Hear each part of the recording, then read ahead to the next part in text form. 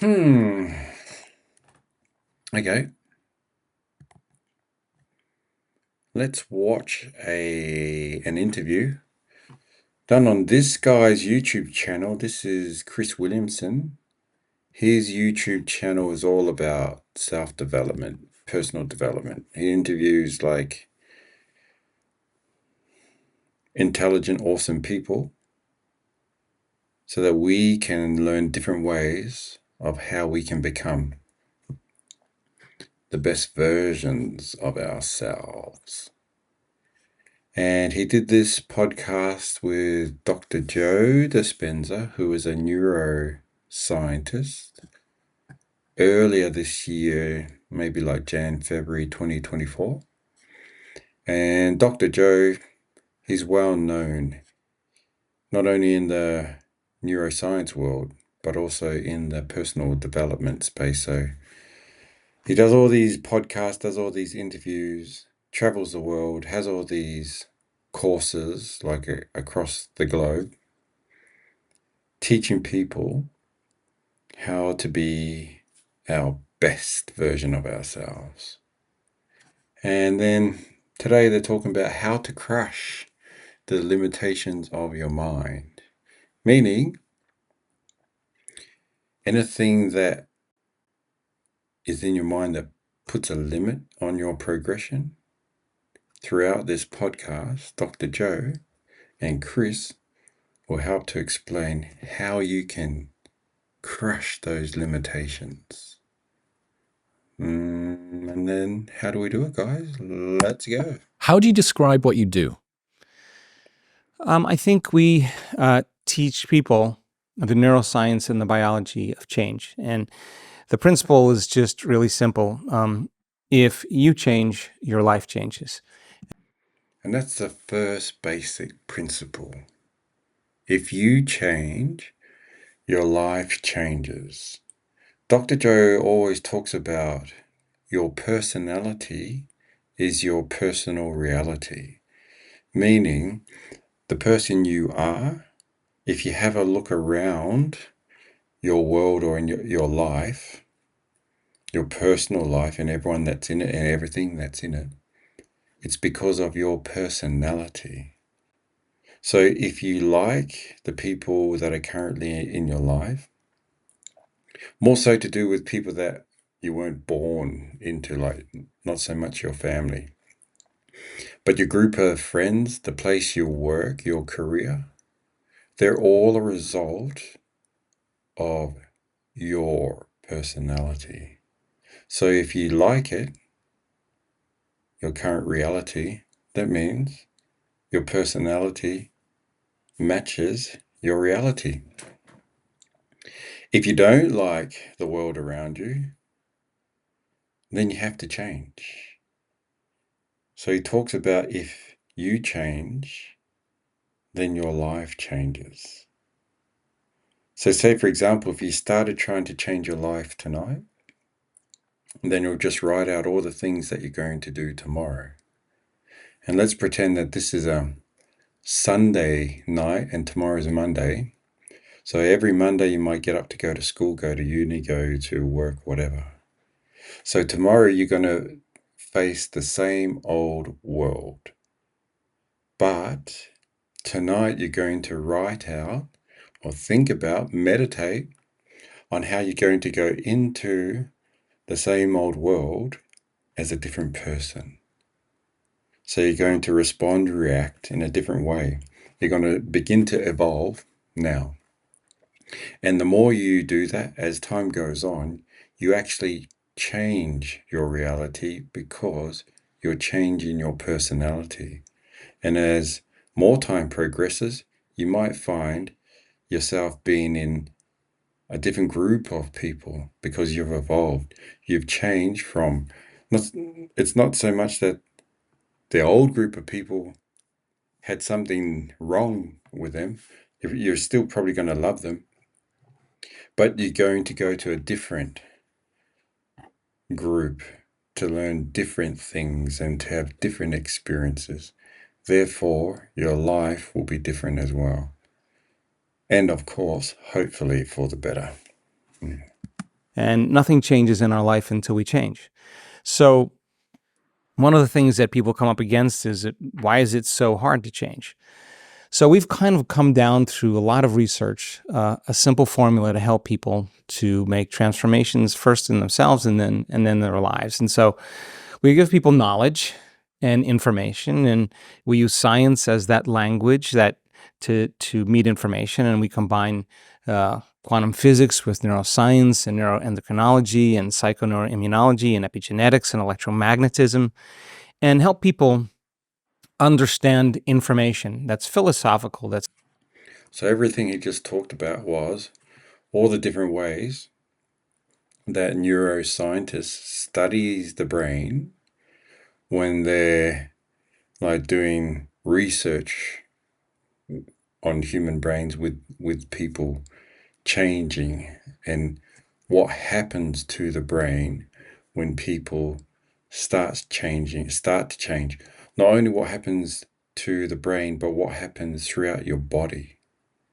So as you make a shift in your personality and become like the person you envision yourself to be, or you become your dream self, things change physically in your brain. That's what these guys research and confirm.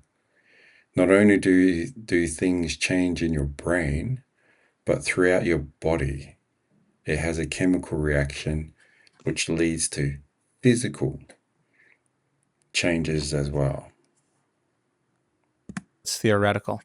And when you learn information, you make new connections in your brain. That's what learning is. But if you don't review it and if you don't repeat it, you don't think about it, those circuits prune apart within hours or days. So we run these courses, these events that are typically 7 days, where it's fully immersing yourself in this process of transformation.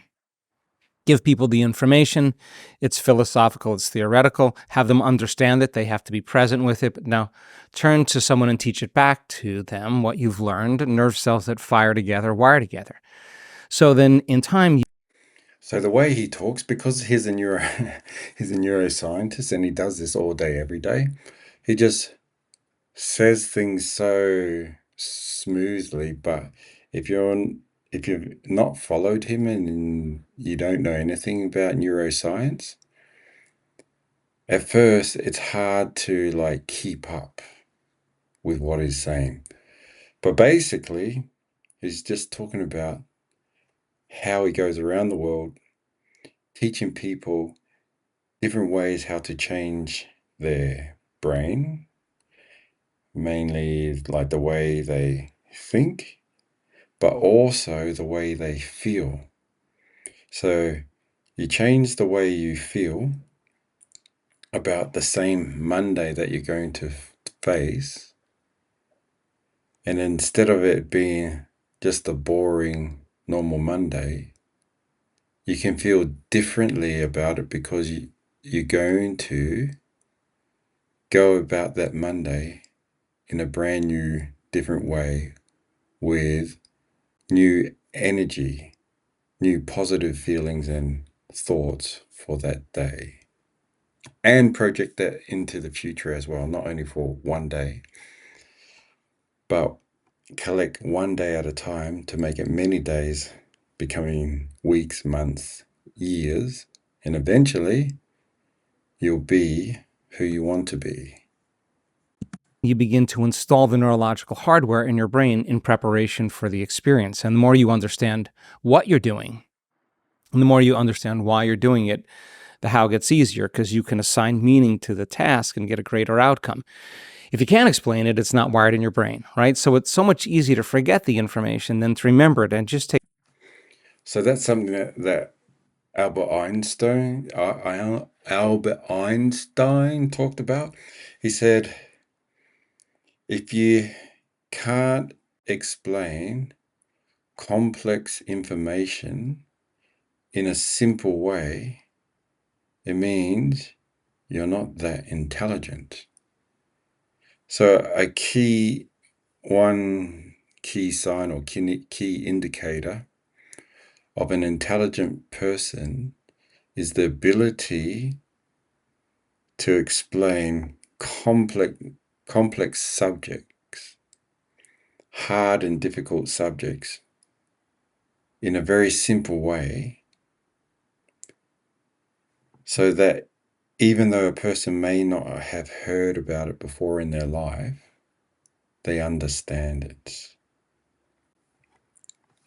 And so what he teaches is like difficult things in a simple way, and they become so normal to his students, to his followers, that even the students and followers are able to explain those same things to other people who have never heard of them before. Takes repetition and attention to get the circuitry in place. And once you understand the what and the why, we set up the conditions in the environment to give people the proper instruction. And when you apply it, when you personalize it, when you demonstrate it, when you initiate that knowledge, and you get your behaviors to match your intentions, and you get your actions equal to your thoughts, you get your mind and body working together, you have an experience. Now, experience. Right there, let's just go back on a few things. He's talking about the what and the how, or the what and the why and the how. Give people the proper instruction. And when you apply it, when you personalize it, when you demonstrate it, when you initiate that knowledge, and you get your behaviors to match your intentions, and you get your actions equal to your thoughts. So another key point that is bringing up here is trying to get your behavior to be the same as your intentions. So you might intend to be a happy person, or to have a happy day tomorrow, but your behavior is not happy. As a result, you don't have a happy day. So trying to line up the two things. I intend to be happy, therefore I behave in a happy way. So when you look at your future self, that's who you intend to be. That is your intent. But is what you're currently doing matching that person that you dream to be? If not, then you have to change your behavior until you become that person. So you want to act how you intend to be. And eventually, it won't be an act anymore. You'll actually be that person. You get your mind and body working together, you have an experience. Now, experience really enriches circuitry in the brain. So getting your mind and body to act as one, then you have that experience, like, wow, my behavior is identical. It's the same as who I want to be. And then you just like have this happy day or happy moment, and then you want it again. So it reinforces you to do more. Like keep changing your behavior until it's the same as who you want to be in the future. And then when you do that, you'll have all these positive experiences that makes you be that person, and then you want to do more to be that person. So before he talked about the what and the why and the how, but really the big question is who. You know, a lot of people talk about what is your why? Why are you doing the things that you're doing? Why is it so important? Is it because you want to have a good career? Because you want to be a multimillionaire? Because you want to have the wife, the husband, the cars, the houses, the things, the children? That is a powerful motivator, to have that why. But a greater one is who. Who are you changing for? And eventually you'd come to the conclusion is, the conclusion of, I'm changing because I want that person in my life. I want those people in my life. I want to have like good relationships with either a spouse, a boyfriend, girlfriend, future children. But initially, in the beginning, you have to do it for you. That is the main who. It's you. You have to change for you. Because if you change for someone else, and then that someone else doesn't work out, let's say, for example, you're trying to change because you want to get that girl or get that guy, right? But then they end up with someone else. So what does that make you do? Stop trying, right? So if you don't make it about that person, but make it about you and say to yourself, I'm changing for myself so I can become the best version of myself for me. That means no matter who comes in and out of your life, whether they come and then go, it still doesn't change you or stop you from developing yourself. You'll keep going because you're motivated to be the best you. And the best way to look at it is, say, like you want to get fit and healthy, right? But you haven't like run for years. So you start off walking, and you're not walking so that you can look good for that girl or guy. You're walking for you so that you can become healthy. And even if a girl or guy comes in, it doesn't make you walk faster or walk longer because you never were doing it for them. Okay, so now you're walking, you're getting fit, and then you eventually start running and get more and more fit. So you've done it for you. Eventually, what happens is your who changes in time. As you get better and better, not only are you doing it for you, but you're making yourself a better version of yourself for everyone. Basically, you make yourself better so that you can help others progress or be a part of their life story. Because you're feeling so good, you'd want to share that experience, those feelings with the people, first of all, who you care about, who you love the most, and then eventually to anyone. You just want everyone to be like on high vibration. All about that vibe, right? And when those neurons organize into networks even further, the brain makes a chemical, and that's called a feeling or an emotion. So now when you feel abundant, when you feel successful, you feel unlimited, you feel whole, the experience is teaching the body chemically to understand what the mind is intellectually understood. So now the information is not in the brain anymore. The information is now in the body. And the person is embodying the truth of that philosophy, right? And So that's what we were talking about before. It changes from like you thinking about what you want to become like, and then you acting that way, and then you have an actual experience. So I started walking again, and then your body feels that way.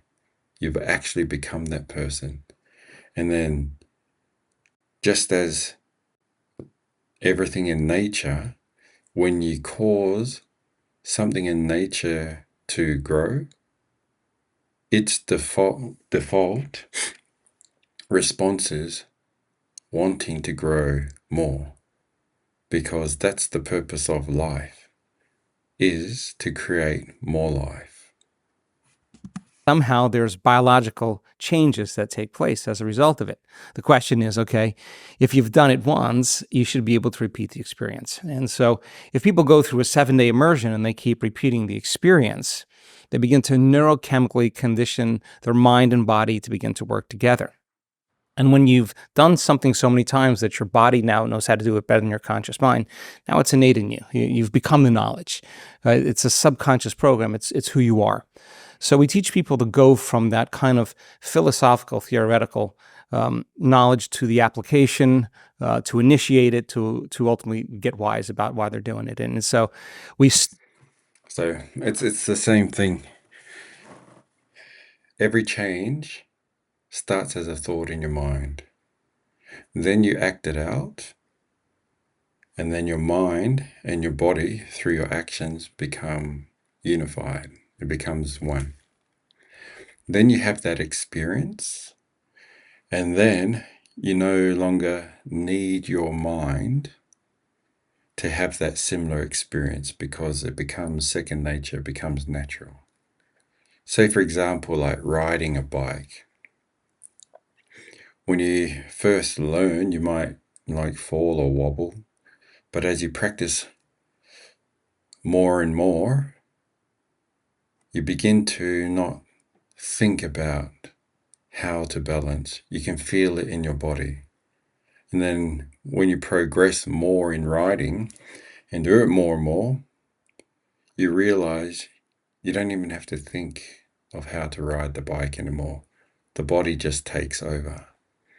The body understands how to balance itself, how to like push the pedals, how to steer the bike without you consciously thinking about how to ride and how to keep balance, how to not fall off. So when you want to like change a behavior that matches your ideal self, whatever that self looks like to you, the more you practice it, you become, like your body becomes used of it, and then your mind no longer has to think about it because your body knows how to do it. And then you just move on to the next thing. So slowly but surely you're trying to like have different experiences of bringing your mind and your body together. The body can do it by itself. The mind goes searches something else to make a new habit. Study the neuroscience and biology, and we work with University of California, San Diego, and we publish papers and we do extensive research really to demystify the process. Why is it so hard to make genuine change happen in our lives? People want to change. They Yeah. want to do different things. Why is it so hard? I think the biggest difficulty in change is making a different choice. Now think about the New Year's resolutions. Everybody's very clear about what their intention is, what they want, whatever that is.